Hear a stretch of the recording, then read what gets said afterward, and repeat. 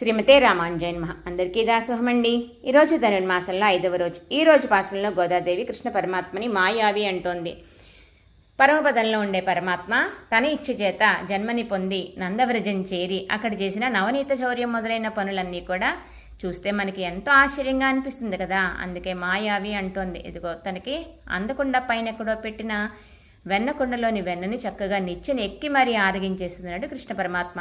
అటువంటి పరమాత్మకి మనం పరిశుద్ధమైన పుష్పాలు సమర్పించాలి అంటోంది. అంటే అహింస, ఇంద్రియ నిగ్రహం మొదలైన అష్టవిధ పుష్పాలు. ఇవిగోండి, ఈ పుష్పాలు 8 పెట్టడం జరిగింది ఇక్కడ.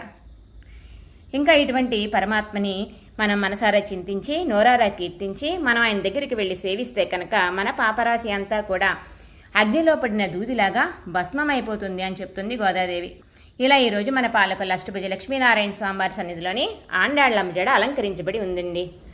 శ్రీమతే రామానుజాయ నమః.